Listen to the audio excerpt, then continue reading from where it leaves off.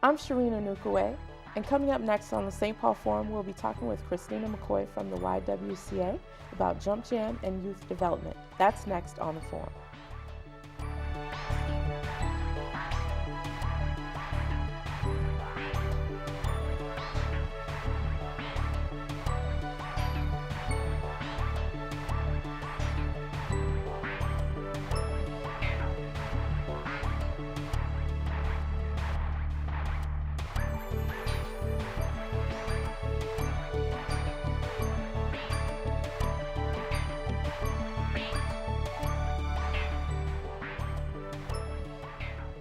I'm Sherine Onukwuwe. You're watching the St. Paul Forum, and today we are talking with Christina McCoy, who is the Director of Youth Development at the YWCA. Thanks for joining us, Christina. Thank you so much for having me. Oh, our pleasure. So if you could first tell me, Christina, about what you do at the Y and why you do it. Absolutely. Well, I am the Director of Youth Development, and I oversee all of our youth development programs for youth ages 8 to 24. And so that consists of our two in-house programs, our Youth Achievers program and our Impact program, as well as our community-based initiatives.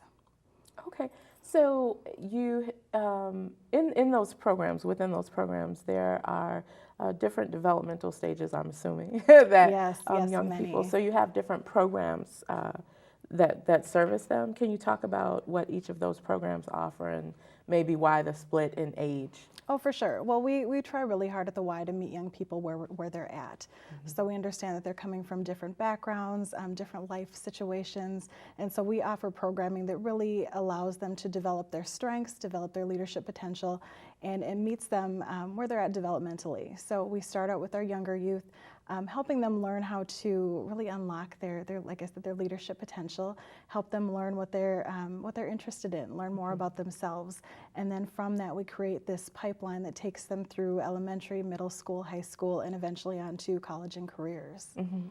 And so what are some of those programs? I'm familiar with maybe a Youth Achievers? Yes, so our Youth Achievers program is one of our oldest programs. So Youth Achievers is the program that spans the ages of 8 to 14. We focus on social life and leadership skill development, as well as supporting youth academically and helping them change their minds, bodies, and lives.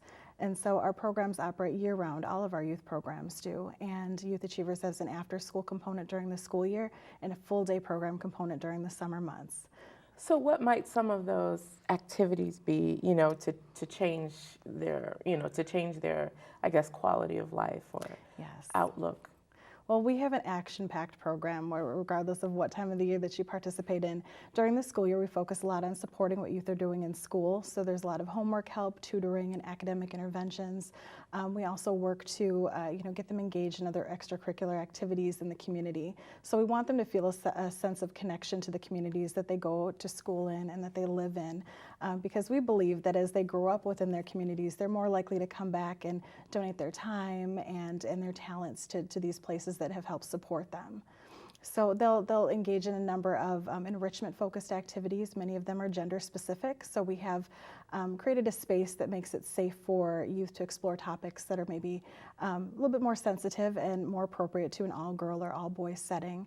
And we break them up in small groups and have them there every day from 2:30 until 6 o'clock. And one of the big things with our program is that we try to eliminate as many barriers as we can. And so we do provide transportation to and from the program for those families that need it. And so how might some of the activities differ for the other programs that you have for the older kids? Yes.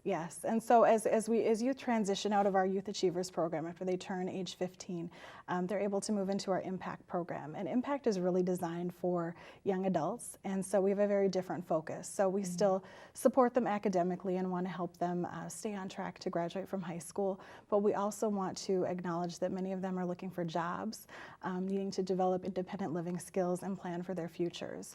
So Impact focuses very heavily on supporting work readiness, supporting the development of life skills, including financial literacy, which is so important, and then just positioning them for long-term success into adulthood. Mm-hmm. And so with this program, the Impact program, what do you think that some of the success stories have been with this, or anything that you can recall, and the need for it, you know? Oh, I see such a need for, especially for high school aged students and young adults. Youth are needing to compete in the workforce with a much older, more experienced workforce than they did a few years back. And so it's very important for them to have some very refined work readiness skills and be able to navigate the workplace systems, as well as navigate the hiring processes, which are becoming more and more complex every day. So they need to learn how to compete at a higher level than maybe we saw youth having to a few years back. Mm-hmm.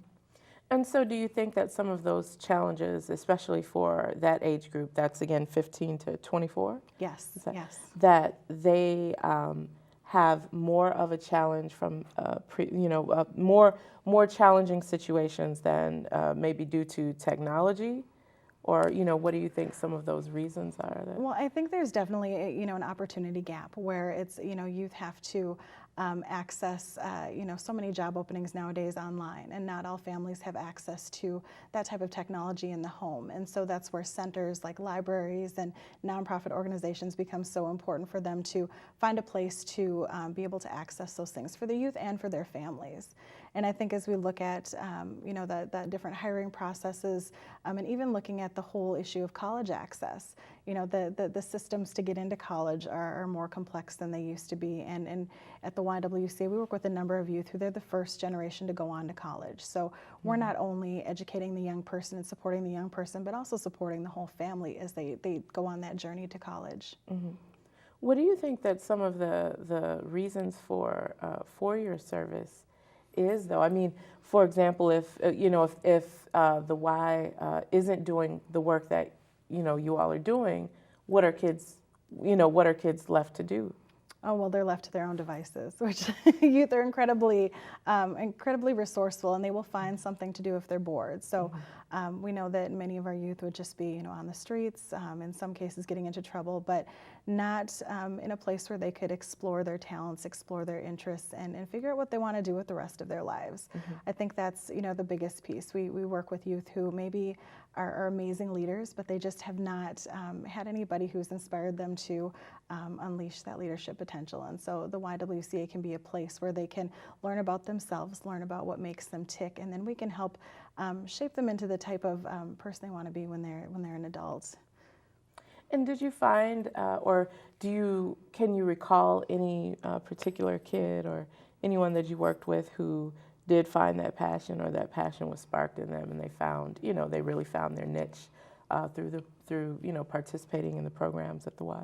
Oh gosh, we have a number of success stories. One young man that is a current participant in our program has been with us through our Youth Achievers program all the way up through our Impact program, and he just recently graduated from high school. He's a young person who told us that graduating from high school wasn't a priority for him, that he was just, he was doing it because his grandmother, forced him to go. When we talked to him about his interests and what he liked doing, he really didn't have too many answers, but was very polite, very articulate, and we were able to grab him and get him connected with programming. Since then, this young person has kind of grown up through the ranks of the YWCA, and recently, this past school year, actually was a mentor at one of our other youth programs that we operate at a different school site. And so he's somebody that really has come full circle, where he was a participant in our program, and now he's donating his time to help other young people that maybe share a similar background, come from similar circumstances.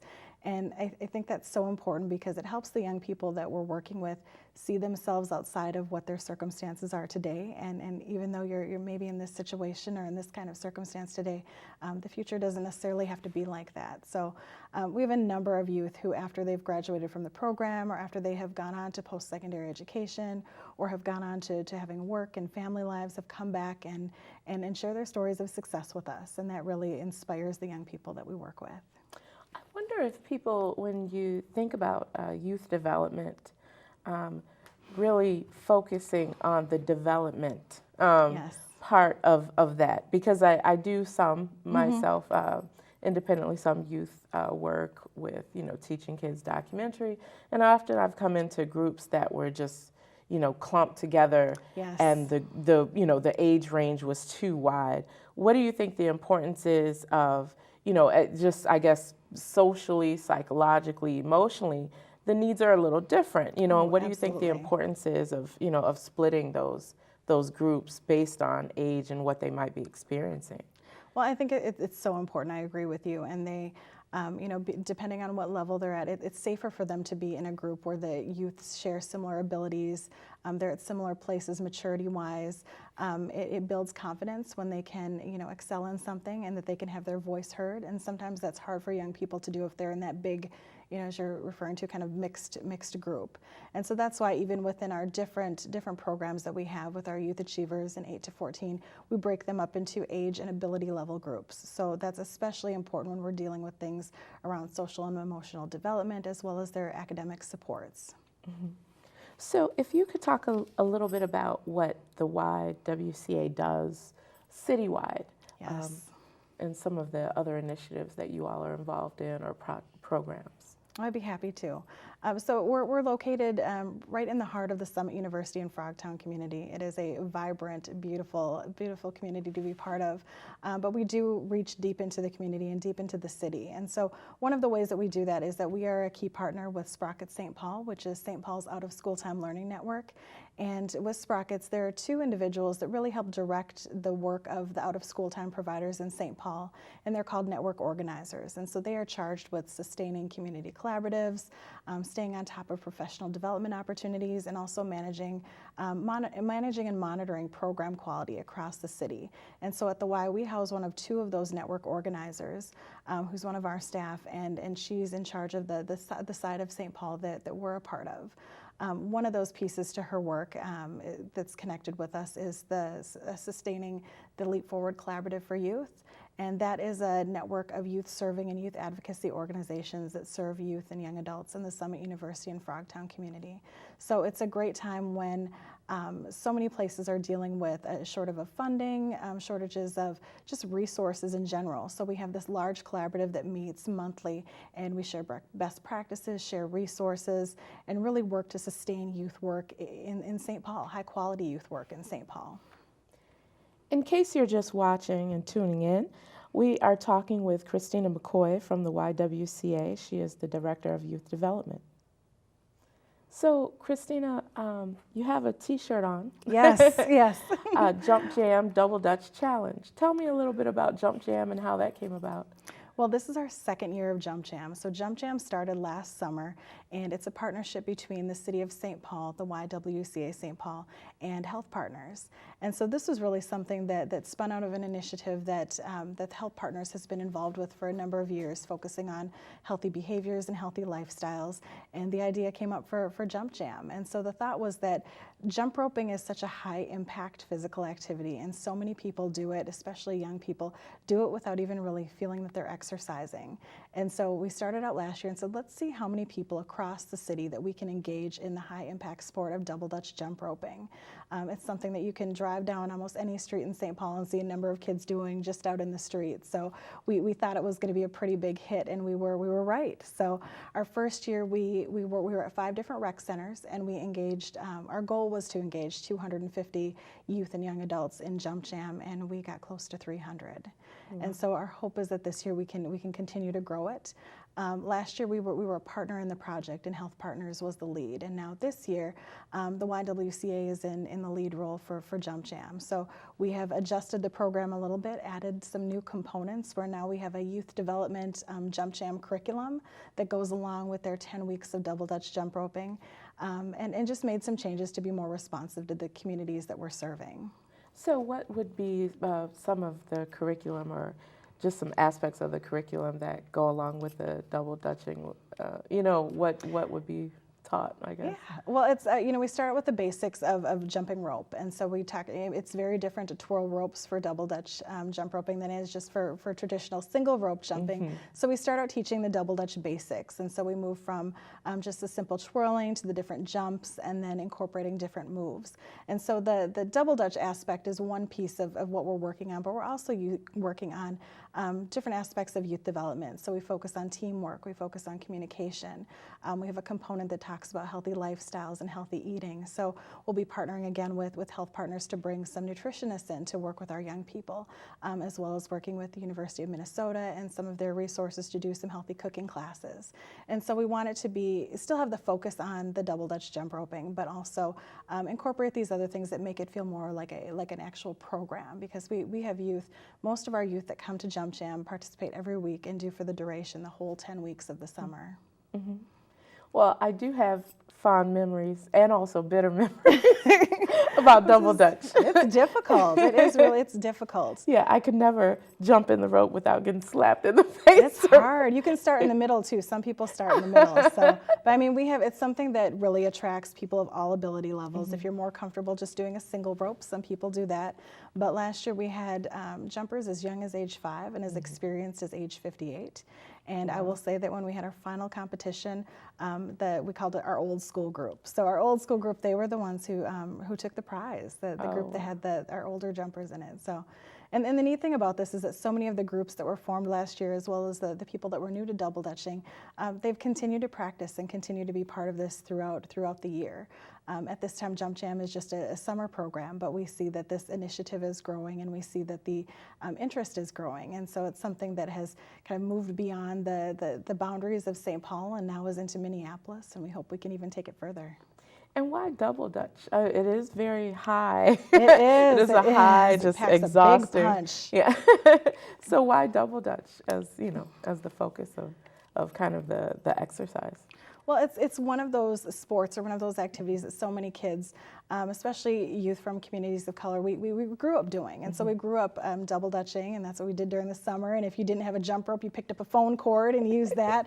And so it's something that so many of us do without even really feeling like we're working out, but yet it packs such an amazing exercise punch that it's you get high impact in a short amount of time. Mm-hmm. So this challenge, how does it work? How do people register? Well, we're at 3 different rec centers. So we're at Dayton's Bluff Recreation Center, the Wellstone Center, and Oxford Jimmy Lee. And those are really our 3 largest communities from last year. So we have put all of our resources into those 3 rec centers. And so over the first 8 weeks of summer, groups will be practicing, going through the Jump Jam curriculum, and forming their teams. And so a double Dutch team consists of four jumpers, so you can have 2 people twirling, and then 2 jumpers, and then they kind of can switch in and out throughout the routine. And so during the first 8 weeks, they will be practicing, getting ready for that, and figuring out what their routine is going to be for competition. And then we'll have semifinals at each of the different rec centers that then brings the finalists, one group from each rec center, to compete at the final Jump Jam Challenge at Oxford Jimmy Lee on the 24th of August. Okay, how do you all prepare for this? Oh goodness! So we get, we definitely are getting our partners in line with the city and some officials that we'd like to have come participate in the event. We have to line up some special celebrity judges that we kind of keep as a secret until the last minute, and then we get ready to host what really feels like a huge party at Jimmy Lee. And so we have a great host. We have Radio Disney that's working with us again, who MCs the event. And when Radio Disney's involved, they just bring a whole additional host of fun. So we just get ready for a big community event that we hope attracts 300 to 500 people. I think last year we had just over 300 people that attended our final event. And is this event free to the public? It is. It's free to the public, and we will have a community resource fair as well that highlights different health resources in the community, as well as other youth development resources. So that will be a piece that starts at the beginning of before the challenge starts. We'll have that resource fair, as well as a host of double Dutch kind of seminars, mini seminars or workshops, some healthy eating things, and then that will transition into the larger gym for the challenge. Is there a historical piece to this whole challenge? I mean, or in the curriculum somewhere where someone maybe explores the history of double Dutch, or how people get involved in doing it, or the enjoyment, or, we don't have that now, but that's an interesting piece. Yeah, that might be something to look at. Yeah, because I'm really, myself was fairly unfamiliar. A colleague sent me some information on it that I knew nothing about, because I was part of the, phone cord jumping generation. Well, Christina, what we didn't talk about is why you're so passionate about the work that you do. why did you get involved in youth development in the first place? Well, I was one of the young people that needed a program. I grew up in an area where there weren't too many students of color. I was one of just a handful and never really felt like I had a place. And a program moved into the school district that I was going to, and I quickly became part of that. It was a minority affiliation group that we had, and that just kind of set the tone for really the rest of my life, because I saw the benefit of finding a place where you could belong and feel like you could be yourself, and understanding how important that is for a young person with their own identity and their own development. So continued just to volunteer and to work, and all roads have led me to the YWCA today. So I feel like now I'm on the opposite side of the work, where before I was a recipient, and now I can positively impact the lives of young people by making sure that we have high quality programs for them to be involved in. Mm-hmm. And while programs are important, what do you think the importance also of mentorship is? I'm sure, that young people involved, in the programs Yes. find mentorship through the YWCA. So what do you think the impact and importance of a mentor is? I think it's tremendous. I think youth need somebody who can believe in them, and sometimes who can inspire them to believe in themselves. Somebody who can help them realize what their potential is. And not all youth have been fortunate enough to grow up with those cheerleaders in their lives. So it's important for them to have somebody that they trust unconditionally, that they can come to with their concerns, with their secrets, with their passions and their hopes, and somebody who's going to encourage and support them. And I think that we feel like a family at the Y. We have a lot of young people where the work that we do, it's an extension of their family, because they feel like they belong. They feel like they can trust an adult that they work with, and those relationships carry them into adulthood in so many cases. What's something that you look forward to this summer, for the rest of the summer? Oh, goodness. We have so many fun things this summer. We partner with the police department to do a junior police academy. This will be our 6th year doing it, and it's a week-long exploration of careers in law enforcement. And so I love that. I've loved it every year, because I see sometimes the tense relationships that our families and our youth have with law enforcement in the community. And we really want to transform the way that young people view law enforcement and view them as resources and folks that support and make this a vibrant city, and also want those young people to consider careers in law enforcement. The representation of officers of color is not what we would like it to be, and not what the police department does. And so we hope by creating this early exposure and getting them to at least consider careers in law enforcement, that we're prepping a future generation of law enforcement officers. So I look forward to the Police Academy every year. It's a bunch of fun. We have probably 50 to 60 officers that support us, and the youth go to the gun range, the K-9 unit, and it's a week of fun. And do you think that academy at all maybe deters some of the outcomes that could be quite different? Oh, I know it does. So they get to know so many law enforcement officers during that week, and we also have officers that volunteer their time throughout the year with the Y. So a lot of familiar faces, and so our young people go to the store and they'll see Officer Ruby, one of the officers that we work with, and so you just have to think that it deters some of that activity that they might get involved with if they know somebody that knows them and knows their parents and knows the program they go to, if one of those folks is watching. So. Okay. Well, now you mentioned that the Jump Jam is on August 24th. Yes. And you're expecting 300 to 500 people. Yes. How many people came the year before? We think just over 300. Oh, so wow. We had a few that were coming in for different programs at the rec center, but that were there for Jump Jam, over 300. Okay, and where did the name come from, Jump Jam? Came from Health Partners. Oh, okay. So Health Partners came up with a great name, and it stuck, and we've just loved it. The Jump Jam Double Dutch Challenge. I think we'll stick with it and continue to grow. Great. Who are the other partners? So right now it's just Health Partners in the city of St. Paul, and so Health Partners supports the initiative financially and also provides technical assistance and support. And then with the city of St. Paul, we have Jump Jam coaches at each of our centers who are Youth Job Corps staff, and so they're working with us through the summer months, and they get youth development training as well as training in double Dutch jump roping. And so the city is kind enough to provide those workers for us for the summer, and we have a brilliant group of young people this year. So how does this I'm really interested in how the competition and stuff. I mean, to me, I don't know. I guess in my mind, it sounds like a Mardi Gras challenge of, the costumes. Yes, Yeah, could get pretty heated. So how does it work?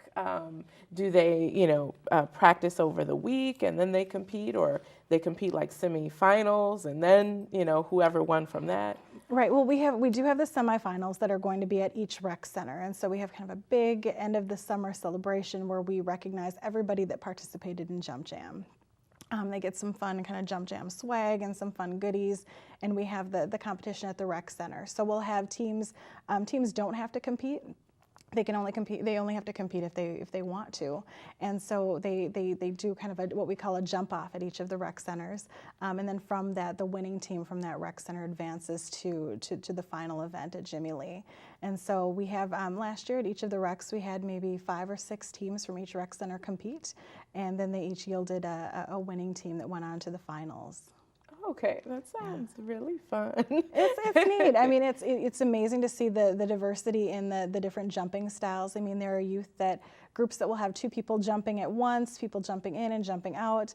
We had a group that was doing cartwheels through the double Dutch ropes, which just scares me to death. But they get really creative in what they do, and it's lots of loud music and fun and prizes, and it's something that everybody should be able to experience. It's lots of fun. Is there a deadline? Has it passed already to be able to compete? Oh, not at all, not at all. So folks can register through the 19th of July, and they can do so at any of the 3 rec centers, so at Dayton's Bluff, at the Wellstone Center, or at Oxford Jimmy Lee.